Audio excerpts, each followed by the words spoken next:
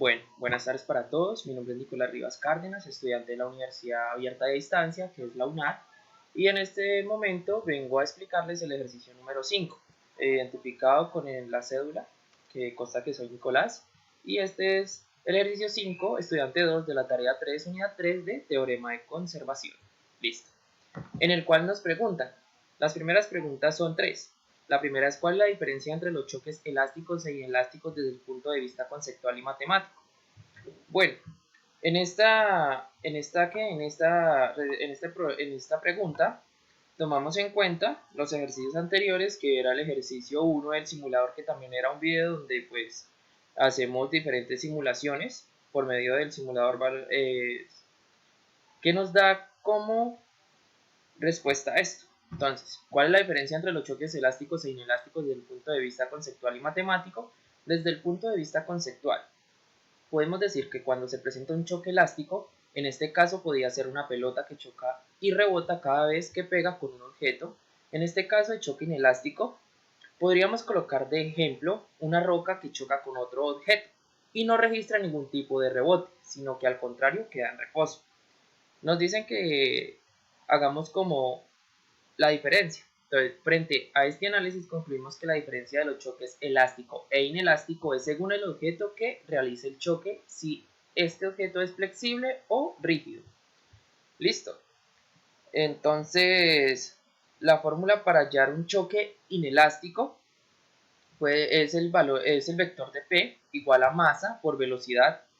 La fórmula para hallar un choque elástico es m, que es masa, velocidad 0, que es la velocidad en reposo inicial, masa 1 más masa 1, velocidad 0 del objeto 1, igual a masa más velocidad más masa 1, velocidad 1. Despejando esta fórmula para obtener la siguiente. Entonces obtenemos velocidad 1 igual a menos masa por velocidad sobre velocidad 1. Despejamos esto para hallar la velocidad adquirida en el rebote. Estas son las fórmulas que se utilizan desde el punto matemático. ¿Cómo son las expresiones matemáticas que expresan la conservación de la cantidad de movimiento para el sistema? Ese es 2. La conservación de la cantidad de movimiento se puede generalizar a un sistema de partículas. Un sistema de partículas es un conjunto de cuerpos o partículas del que queremos estudiar su movimiento. La cantidad de movimiento, momento lineal, de un sistema de partículas se define como la suma de las cantidades de movimiento de cada una de las partículas que lo forman. En este caso, vemos acá el ejemplo, que pues es la suma de las partículas. Partícula igual a partícula 1 más partícula 2 más puntos suspensivos más partículas n, según digamos como el movimiento que deseamos hallar, pues así están las partículas. Entonces, según eso, las partículas van 1, 2, 3, 4, 5, etcétera, según las partículas que ustedes quieran encontrar el valor total. Teniendo como respuesta de la tercera, ¿cuál es el sistema de referencia más apropiado para el estudio de un sistema de colisión bidimensional? Listo. El sistema de colisión bidimensional lo podemos consultar, y el sistema más apropiado para el estudio se basa en dos. Primero, la descripción en el sistema referencial del laboratorio, y segundo, la descripción en un sistema referencial del centro de masas. Con estos dos sistemas se estudia un sistema de colisión bidimensional, y este es el más apropiado de todos los sistemas, bueno, los dos más apropiados, que forman pues el sistema de referencia apropiado. ¿Listo? Bueno, acá tenemos un problema en el cual nos dice: un crucero de 238 toneladas parte desde la ciudad de Cartagena hacia la isla de San Andrés a una velocidad de 45,0 metros por segundo. En la mitad del camino se observa un barco mercante, o sea, un barco carguero de containers, clase Panamax de 482 toneladas acercándose por la derecha, a una velocidad de 35,0 metros por segundo. Dice que colisiona perpendicularmente de tal manera que ambos barcos quedan unidos a una velocidad y a un ángulo que no sabemos, como se muestra en la imagen a partir de la anterior información determinada. Tenemos tres, A, B, C. La primera, la dirección ángulo de los barcos después de la colisión. Presente el paso a paso de cómo obtiene esa dirección. La B, la magnitud de la velocidad de los barcos después de la colisión. Presente el paso a paso de cómo se obtiene esa velocidad. Y la C representa en un mismo plano cartesiano a escala de velocidades de las dos embarcaciones antes y después del choque, asumiendo que el punto de la colisión es el punto del origen, es decir, 0, 0, o sea, donde se cruzan el eje X y el eje Y, que es el punto 0, 0. Listo, entonces vamos a dar respuesta a esto. Tenemos la imagen del crucero y del barco carguero, listo. Desarrollo de los ejercicios del problema. Entonces, ¿cuál es la diferencia? Perdón. Esto es mucho más abajo. Acá la podemos ver, que es desarrollo del problema. Datos. Pues sacamos, primero que todo se clasifican los datos. Barco 1, menos 238 toneladas.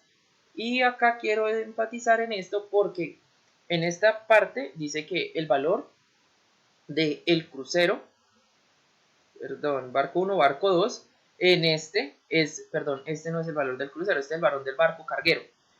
Viene por la derecha. Entonces en el problema nos dice que es por la derecha. Entonces los valores de por la derecha son positivos. Y en este caso pues asumimos que los valores del crucero serían negativos porque pues viene por la izquierda o por otro sentido. Entonces serían valores negativos. Entonces como les daba, los datos se sacan del barco 1 de 138 toneladas y la velocidad del barco 2 igual. Y pues se sacan algunos como los puntos más destacados o como los más importantes. En el choque los barcos quedan unidos. O sea, pues ya sabemos que en la información quedan unidos desplazándose a tal X, que no sabemos todo, que es lo que vamos a encontrar. Entonces, A, la dirección ángulo de los barcos después de la colisión, presenta el paso a paso de cómo obtiene la dirección. Listo. Entonces, primero resolvemos la B porque la A se resuelve con la B. Entonces, la B, la magnitud de la velocidad de los barcos después de la colisión, entonces presenta el paso a paso. Entonces, pues velocidad 0 igual, masa, velocidad 0, 1, que es 1, y velocidad 1, que es esta parte que es el barco 1 y esta parte que es el barco 2. Cuerpos unidos. Esta la que masa 1 más masa igual a velocidad igual a velocidad, que es igual a una velocidad. Eso nos lo explican en un video. Bueno, esta es la formulita para hallar la dicha velocidad, que es esto, que solamente es reemplazar los valores que tienen acá, que como se los estoy mostrando acá, que es velocidad igual a tal valores sobre tales valores. Listo, entonces hacemos esta operación, esto nos queda más de esta parte y sumamos por los valores que los vamos a dividir teniendo el resultado de esto.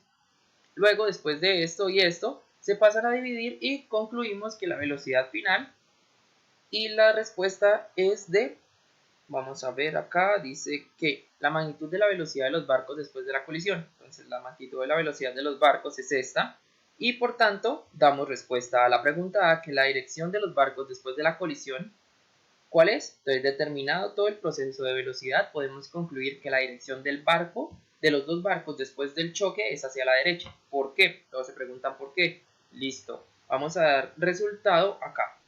Como este valor es positivo, se asume que los barcos después del choque cogen hacia la derecha. Si el valor diera negativo, entonces el valor de los barcos, el sentido de los barcos después del choque es hacia la izquierda. ¿Por qué? Porque se botan en valores negativos o porque su resultado es valor negativo, pero en este caso es positivo. Listo. La última, la C, dice, presente en un mismo plano cartesiano a escala las velocidades de las dos embarcaciones, antes y después del choque, asumiendo el punto de colisión, como les decía antes, el punto 0, 0, o sea, el punto de los dos ejes, cuando quedan ahí, cuando se encuentran los dos ejes, o sea, eje Y y eje X. En esta parte tomamos un pantallazo, pero pues acá les quiero mostrar mejor cómo lo realicé. Listo, coloqué eje X y eje Y, que es un plano cartesiano, los ejes esenciales, o los ejes que conforman el plano cartesiano. Los valores los coloqué según la velocidad de los dos barcos, ¿listo? Entonces acá vemos que el crucero va por acá, vemos que el barco mercante va por acá, y acá es el punto de colisión, acá está el choque. Acá vemos los valores que no son inventados, sino los que nos da el resultado del problema, y vemos por tal motivo el desplazamiento. El desplazamiento hacia dónde es, hacia la derecha. Entonces pues le damos valores positivos. Listo. Eso es todo, compañeros. Muchas gracias por su atención y pues esta es la explicación del ejercicio 5, estudiante 2 de la tarea 3. Muchas gracias, feliz tarde, hasta luego.